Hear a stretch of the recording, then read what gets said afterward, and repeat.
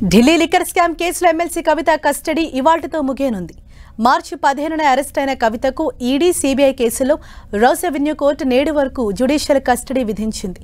ఈ నేపథ్యంలో ఇవాళ వర్చువల్గా కవితను కోర్టులో హాజరుపరచనున్నారు అధికారులు.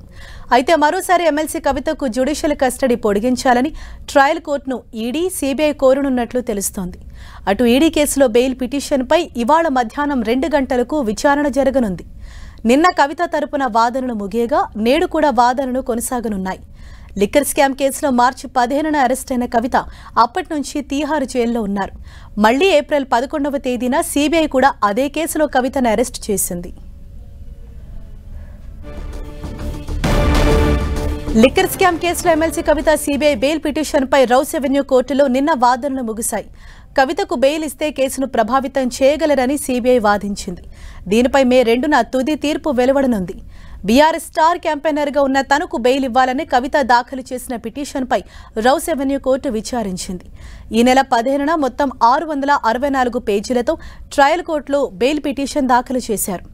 అంతకుముందు ఇదే లిక్కర్ స్కామ్ మనీ లాండరింగ్ కేసులో ఈడీ అరెస్ట్ను సవాల్ చేస్తూ కవిత బెయిల్ కోరారు. ఈ 2 పిటిషన్లను నిన్న Rouse avenue court special judge Kaveri Baweja విచారణ జరిపారు. మహిళగా కవిత పీఎంఎల్ఏ సెక్షన్ 45 ప్రకారం బెయిల్కు అర్హురాలని ఆమె తరపు న్యాయవాది వాదనను వినిపించారు. ఈ కేసులో కవిత అరెస్టు నుంచి ఆమె విచారణ వరకు ఎటువంటి మెటీరియల్ లేదని వాదించారు. ఇదే విషయంపై మరింత సమాచారాన్ని మా ప్రతినిధి గోపీకృష్ణ మనకు అందిస్తారు. Gopi, Delhi liquor policy money laundering కేసులో అలాగే సిబిఐ కేసులో అరెస్ట్ అయిన కవిత జ్యుడిషియల్ కస్టడీ నేటితో ముగుస్తోంది.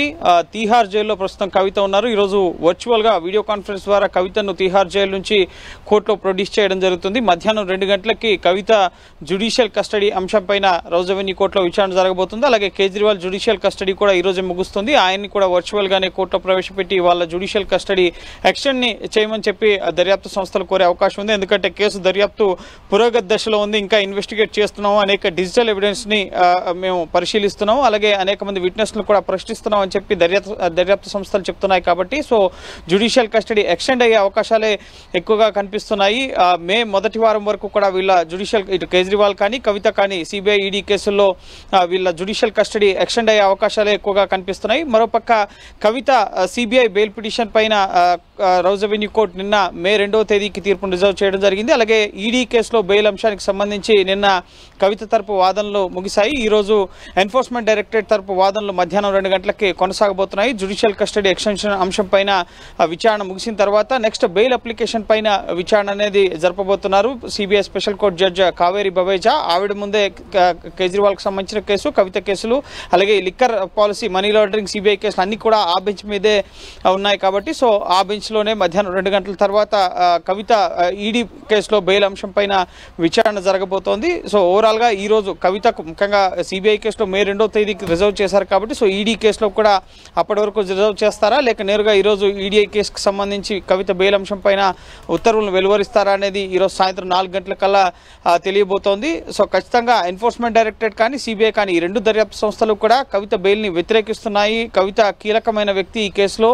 కవిత బయటకు వస్తే కేసు దర్యాప్తును అలాగే ఆధారాలను, సాక్ష్యాలను ప్రభావితం చేస్తారు. కాబట్టి ఆవిడకి బెయిల్ ఇవ్వొద్దనే ఇటు వాదనలు వినిపిస్తున్నారు. అయితే కవితకున్న ఒకే ఒక్క సానుకూల అంశం ఆమె మహిళ కావడం. ఈ కేసులో అరెస్ట్ అయిన ఒకే ఒక్క మహిళ కవిత. సో మహిళలకు సంబంధించి కొన్ని ప్రొవిజన్స్ ఉంటాయి. అలాగే అనారోగ్య సమస్యలకు సంబంధించి ఇటువంటి అంశాలను కవిత తరపు న్యాయవాదులు కోర్టుకు వివరించినప్పటికీ కూడా సో ఆ గ్రౌండ్స్ ని దర్యాప్తు సంస్థలు వ్యతిరేకిస్తున్నాయి. సో చూడాలి ఎంతవరకు కవితకు ఈ లిక్కర్ కేసులో ఊరట తగ్గుతుంది. ఇప్పటికే మధ్యంతర బెయిల్ పిటిషన్ ని ఈడీ కేసులో తిరస్కరించడం జరిగింది. కాబట్టి ఇప్పటి వరకు దర్యాప్తు సంస్థలు ఎవరికైతే బెయిల్ వ్యతిరేకించారో వారెవరికి కూడా బెయిల్ రాలేదు. కేవలం వాళ్ళు బెయిల్ ఇవ్వచ్చు అని చెప్పిన వారికి మాత్రమే బెయిల్ వచ్చింది. కాబట్టి కవితకు బెయిల్ వ్యతిరేకిస్తున్నాయి. కాబట్టి దర్యాప్తు సంస్థలు సో ఏం జరగబోతోంది అన్నది ఉత్కంఠగా మారింది. ఈరోజు సాయంత్రం 4 గంటల వరకు కవిత జ్యుడిషియల్ కస్టడీ ఎక్స్టెన్షన్ అలాగే బెయిల్ అంశాలకు సంబంధించిన అంశంపైన రౌస్ అవెన్యూ కోర్టులో ఒక స్పష్టత రాబోతోంది. Right, thank you Gopi.